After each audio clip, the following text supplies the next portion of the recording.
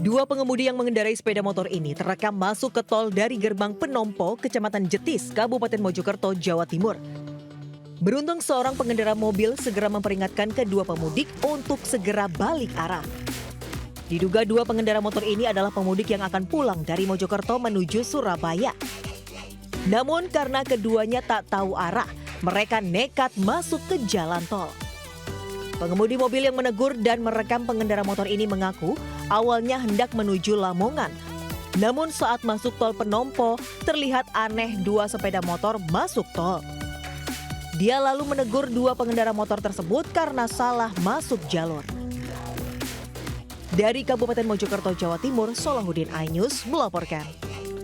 Pemirsa, arus balik pemudik di gerbang tol Kali Kangkung lancar. Sistem one way di kilometer 414 tol Kali Kangkung mulai dihentikan dan lalu lintas akan kembali normal. Korlantas Polri menghentikan skema rekayasa lalu lintas sistem satu arah di sepanjang ruas kilometer 414 tol Kali Kangkung hingga kilometer 72 tol Cipali. Lalu lintas di ruas jalan tersebut berlaku normal dua arah. Berdasarkan data pihak kepolisian, ada sekitar 483 mobil yang melintas di gerbang tol Kali Kangkung menuju Jakarta. Sementara untuk sistem kontraflow atau lawan arus masih diberlakukan sebanyak 2 lajur dan bersifat situasional.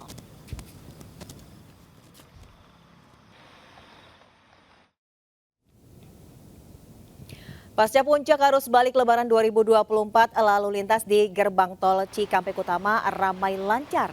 Dan untuk mengetahui situasi terkini, kita sudah terhubung dengan Indra Setia di tol Cikatama Karawang, Jawa Barat. Indra, bagaimana kepadatan arus lalu lintas di sana? Indra.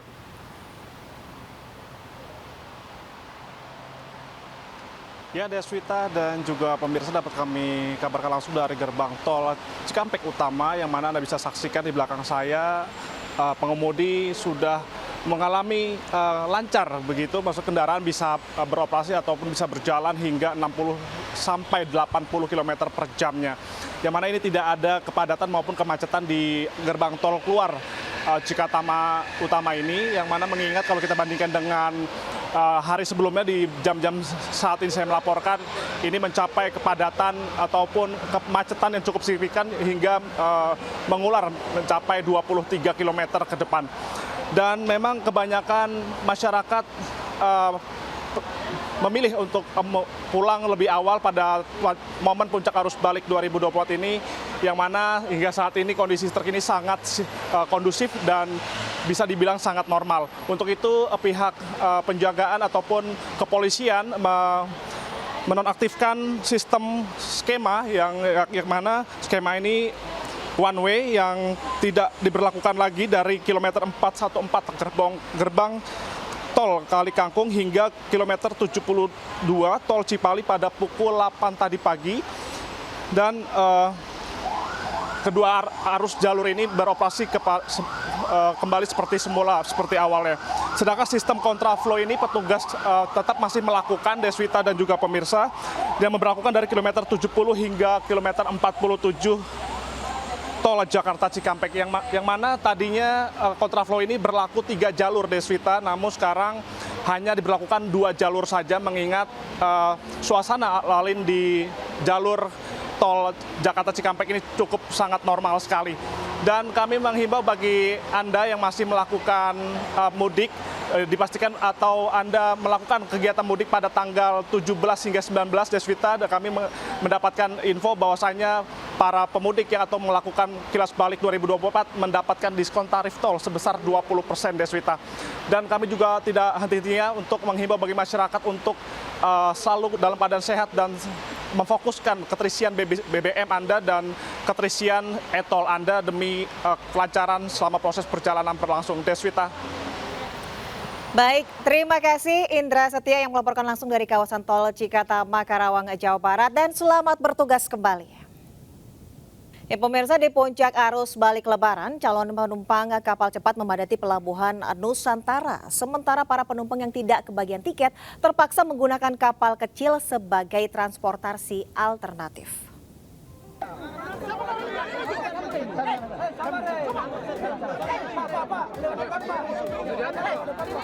Ribuan penumpang arus balik lebaran yang akan menggunakan kapal cepat di Pelabuhan Nusantara, Kabupaten Muna menuju Kota Kendari, Sulawesi Tenggara membludak.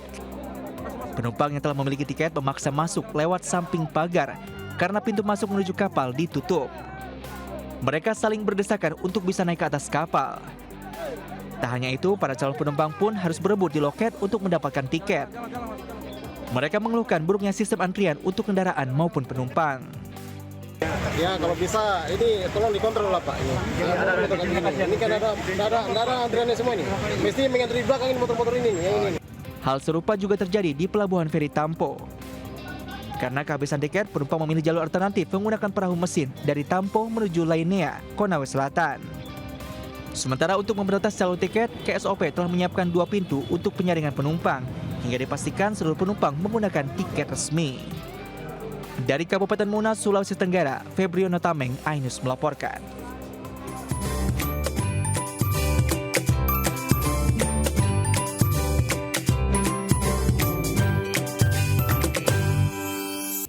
Pemirsa, aparatur sipil negara mulai kembali masuk kerja setelah libur panjang Lebaran. Namun sejumlah ASN yang mudik Lebaran mendapat kebijakan work from home atau bekerja dari rumah. Pasca libur panjang Lebaran, ASN di lingkungan Balai Kota DKI Jakarta mulai kembali masuk kerja dan memulai kegiatan dengan halal bihalal. Sejak pukul 7 pagi, para ASN datang dan berkumpul di halaman Balai Kota untuk saling bermaaf-maafan sebelum memulai aktivitas kerja. Namun sejumlah ASN mendapat kebijakan work from home atau bekerja dari rumah pada hari ini hingga esok. WFH diberlakukan secara selektif sesuai kebijakan Menpan-RB bagi ASN yang mudik Lebaran dan bertugas di sektor non-esensial terkait pelayanan masyarakat.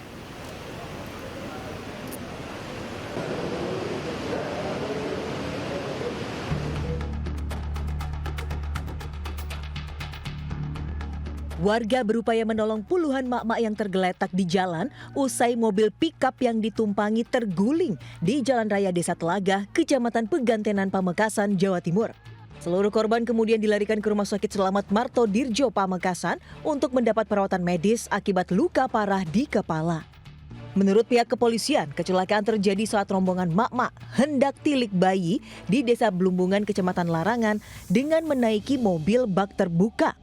Diduga sopir kurang hati-hati saat di jalan menikung dengan banting setir ke kiri hingga membuat mobil terguling. Beruntung tidak ada korban jiwa akibat insiden ini.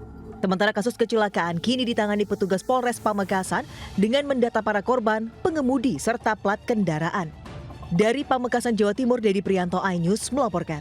Kita ke informasi lainnya, pemirsa, berendam bisa menjadi solusi setelah lelah bersilaturahmi atau terjebak kemacetan saat arus balik Lebaran. Tak heran, sejumlah destinasi wisata air dipadati pengunjung pada momen libur Lebaran kali ini.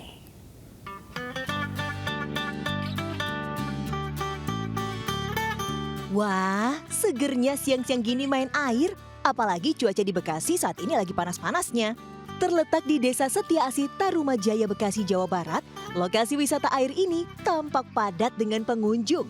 Rata-rata mereka sengaja datang ke sini untuk menikmati libur serta melepas penat usai melakukan perjalanan jauh hingga terjebak kepadatan arus balik. Terlebih ada beragam wahana yang menarik yang aman untuk semua usia, mulai seluncur air, ombak hingga tangga lomar rainbow. Ya kebetulan saya milih Karawang, milih daerah Bekasi sini karena terjangkau ya Pak. Terus juga dekat juga, nggak kena macet juga, alhamdulillah. Kita liburan Lebaran tahun ini antusiasnya luar biasa meningkat ya. Dari hari kedua Lebaran meningkat sekali pengunjungnya dan mereka banyak yang tidak mudik berlibur ke Trans Jawa Waterpark. Khususnya untuk warga Bekasi dan Jakarta yang lebih dekat dengan lokasi kami. Selain membuat pengunjung betah berlama-lama berendam, yang pasti lokasi wisata ini tidak terlalu jauh dari ibu kota, serta harga tiket yang terjangkau. Di sini pengunjung juga bisa menikmati beberapa wahana lain seperti kebun binatang, museum sejarah Islam, serta bioskop Trade Movie. Dari Kabupaten Bekasi, Jawa Barat, Ahmad Jauhari Lutfi, iNews melaporkan. Alhamdulillah dapat terselamatkan. Tim SAR berhasil menyelamatkan seorang wanita yang terseret arus laut di Pantai Drini, Kapanewon, Tanjung Sari, Kabupaten Gunung Kidul, Yogyakarta. Saat korban terseret arus, petugas langsung melemparkan pelampung dan menggapai korban. Korban Zahra Noviani, asal Sragen, Jawa Tengah, dievakuasi ke posko SAR karena syok dan lemas. Korban hampir tenggelam karena menuju ke tengah laut dengan lokasi yang lebih dalam. Itu salah satu korban bermain di daerah jalur kapal, di mana itu memang jalur yang rawan untuk terjadinya kecelakaan. Saat dia bermain itu tiba-tiba datang ombak besar sehingga korban terseret arus ke selatan. Agar peristiwa serupa tak terulang, tim SAR selalu menghimbau para wisatawan untuk selalu hati-hati dan tidak berenang atau bermain air terlalu jauh ke arah laut. Pantai Drini merupakan salah satu tujuan favorit wisata laut di kawasan Gunung Kidul, Yogyakarta. Dari Gunung Kidul, Yogyakarta, Kismawa Wibowo, iNews melaporkan. Pemirsa, kendaraan 5 wisatawan yang pulang berwisata dari Kota Batu mengalami remblong di jalur ekstrim Cangar, Desa Pacet, Kecamatan Pacet, Kabupaten Mojokerto. Meski kendaraan rusak, namun para korban bisa selamat berkat benteng penyelamat.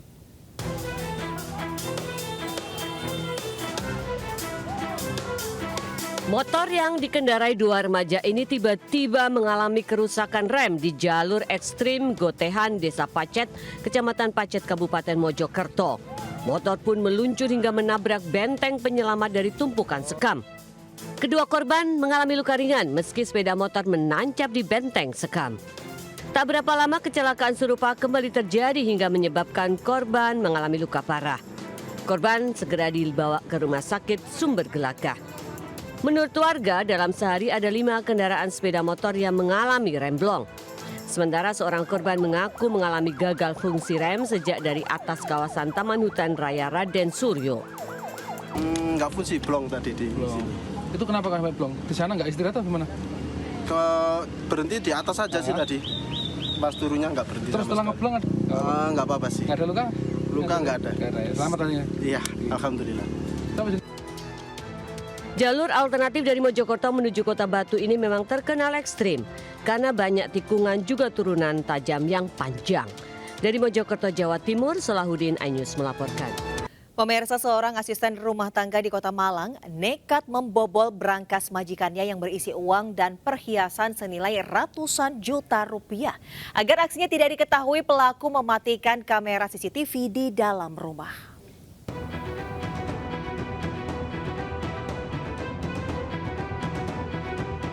TS, seorang asisten rumah tangga tak berkutik saat diringkus aparat Satuan Reserse Kriminal Polresta Malang Kota. Wanita 58 tahun ini ditangkap usai nekat membobol brankas milik majikannya yang disimpan di dalam kamar di perumahan Taman Sulfat, Kota Malang. TS berhasil menggasak uang tunai dengan pecahan dolar dan rupiah senilai 200 juta rupiah dan perhiasan senilai 300 juta rupiah. Kepada penyidik, pelaku mengaku agar aksinya tidak diketahui ia mematikan CCTV di dalam rumah. Iya Pak, waktu itu yang pernah rusak, terus kalau ada orang yang aku ngebetulin, kasih tahu ini kalau ada apa-apa masalah alat rusak ini cabut dulu. Oh, cabut dulu, cabut listrik aja? Cabut, iya. Modus operandi yang dilakukan pelaku untuk membuka brankas, dia menggunakan kunci asli yang diambil dari lemari korban. Pelaku ditangkap di sebuah hotel saat hendak melarikan diri ke kampung halamannya di Tasikmalaya. Dan kini tersangka terancam hukuman 7 tahun penjara. Dari Malang, Jawa Timur, Denny Irwansyah, iNews melaporkan. Akibat hubungan tak direstui, seorang remaja di Mojokerto, Jawa Timur nekat membuang bayi hasil hubungan gelapnya dengan sang kekasih. Pelaku tega membuang bayi yang baru dilahirkan itu di bawah pohon bambu.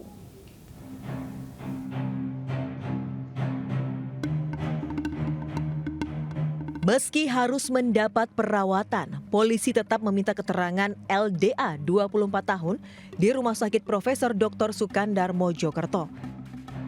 Ia diperiksa karena nekat membuang bayi hasil hubungan gelapnya dengan sang kekasih di Rerimbunan Bambu, Desa Sentono Rejo, Kecamatan Trowulan. Bayi dilahirkannya sendiri di kamar mandi rumah. Beruntung bayi perempuan yang sempat dibuang segera ditemukan warga dan kini dalam perawatan bidan desa. Sementara dari hasil pemeriksaan, LDA nekat melakukan aksinya karena hubungan dengan pacar tak direstui orang tua. Ari-ari, kalau kita orang Jawa mengatakan, saat tersebut dilakukan tindakan singkat oleh yang bersangkutan yang kurang terpuji. Diletakkan pada suatu tempat yang tidak terlihat oleh mata, yang mohon maaf tidak bisa saya sampaikan tempat itu apa. Kemudian diletakkanlah bayi tersebut di suatu tempat yang saya sampaikan tadi dan dia kembali ke rumahnya, seolah tidak terjadi apapun. Dari tangan pelaku, polisi mengamankan sejumlah barang bukti dan menjerat pelaku dengan ancaman hukuman di atas 5 tahun. Dari Kabupaten Mojokerto, Solahuddin, iNews melaporkan. Polisi merazia pedagang mainan dan kerumunan anak-anak yang memiliki pistol mainan berpeluru plastik di Mandailing, Natal, Sumatera Utara. Razia dilakukan karena pistol mainan itu kerap menyebabkan korban hingga kericuhan antar warga.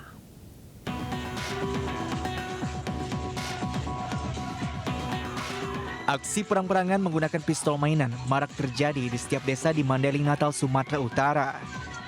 Sambil menaiki atap mobil, gerombolan bocah bersenjata pistol mainan menyerang bocah lain yang ada di pinggir jalan. Meski hanya perang-perangan, aksi ini kerap berujung kericuhan dan bahkan menimbulkan korban luka. Apalagi peluru pistol mainan itu sangat berbahaya jika terkena mata. Mencegah hal serupa, polisi langsung merazia pedagang dan bocah-bocah yang membawa pistol mainan tersebut. Polisi juga menghentikan bocah yang hendak main perang-perangan. Hasil razia, polisi menyita ratusan pistol mainan. Itu kita lakukan pertimbangan terhadap pedagang dan juga terhadap adik-adik yang bermain. Karena himbauan tersebut, beberapa kejadian penyebab keributan sering diawali dari saling tembak. Tidak hanya melakukan razia, polisi juga melakukan sosialisasi tentang bahaya pistol mainan yang marak dijual saat momen lebaran tersebut. Dari Mandailing, Natal, Sumatera Utara, Hussein Lubis, iNews melapor. Seorang warga Kabupaten Muko-Muko, Bengkulu tewas diterkam buaya saat sedang mencari kerang di Sungai Selagan. Sebelum berhasil dievakuasi warga, jasad korban sempat diseret buaya.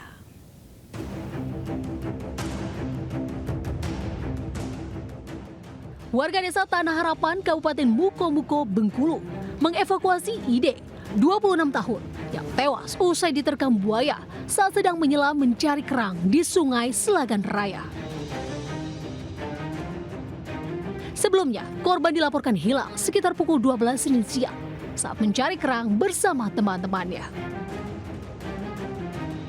Saat melakukan pencarian, sontak rekan korban bersama warga melihat seekor buaya cukup besar menyeret jasad korban ke pinggir sungai. Korban alami luka sobek di bagian kaki sebelah kanan. Warga kemudian mengevakuasi korban menggunakan perahu nelayan menuju rumah duka. Pas itu ngantarnya Pak, di pinggir tebing itu. Oh, di tebing. Nada nampak tadi itu kan warga dari seberang situ Pak. Mungkin di Selagan itulah yang banyak cariannya Pak. Kasus buaya menyerang manusia di Sungai Selagan Raya bukan kali pertama terjadi. Pada tahun 2022, seorang warga tewas diterkam buaya. Dari Muko-Muko, Bengkulu, Endro Dwirawan, iNews melaporkan. Ke informasi lain, pemirsa, Mahkamah Konstitusi hari ini akan menerima berkas kesimpulan sidang sengketa Pilpres 2024. Kesimpulan diserahkan ke MK melalui petugas kepaniteraan. Mahkamah Konstitusi akan menerima berkas kesimpulan sidang sengketa PHPU Pilpres 2024 dari tim hukum TPN Ganjar Mahfud Selasa pagi. Terdapat 4 fakta persidangan yang disampaikan pemohon. Di antaranya adanya pelanggaran etika di sepanjang Pilpres 2024. Telah terjadi nepotisme yang dilakukan oleh Presiden Joko Widodo. Telah terjadi abuse of power terkoordinasi di semua lini pemerintahan. Dan telah terjadi pelbagai pelanggaran prosedur pemilihan umum selama periode Pilpres 2024, baik sebelum, pada saat, dan setelah hari pemungutan suara. Pembacaan putusan PHPU digelar Senin 22 April mendatang. Pemirsa, tradisi adu meriam raksasa atau Kulumung memeriahkan pesta rakyat di Kabupaten Bogor, Jawa Barat. Puluhan meriam raksasa dinyalakan bersahutan sebagai penutup momen libur Lebaran.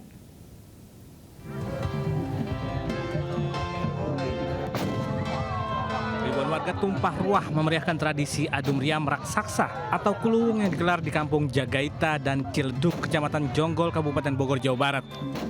Puluhan meriam raksasa yang terbuat dari batang pohon kayu kapuk dihadirkan dari 2 desa yang saling bertetangga ini. Demi keamanan, penonton pun dilarang mendekat meriam, terlebih saat diledakkan oleh pemainnya. Adapun warga yang bertugas untuk memantik dan mengisi karbit meriam merupakan orang-orang terlatih dan sudah terbiasa memainkan kuluwung. Selain menjadi ajang silaturahmi, tradisi yang digelar pada akhir momen libur lebaran ini juga sebagai upaya pelestarian budaya leluhur. Untuk nonton ya? Iya. Sama siapa kesini nontonnya? Sama keluarga? Iya, sama teman-teman ya? Orang tua. Terus ini kan rame banget ini, gimana Teh menurut Teteh? Seru, banyak orang. Sekaligus silaturahmi ya? Iya, silaturahmi. Banyak yang kesini. Bukan sebatas hiburan, tradisi adu kuluwung yang setiap tahun digelar ini menjadi simbol kekompakan dan kerjasama warga kampung yang secara swadaya membuat kuluwung dan membiayai pesta rakyat ini. Dari Kabupaten Bogor, Jawa Barat, Cahyat Supriyatna, iNews melaporkan.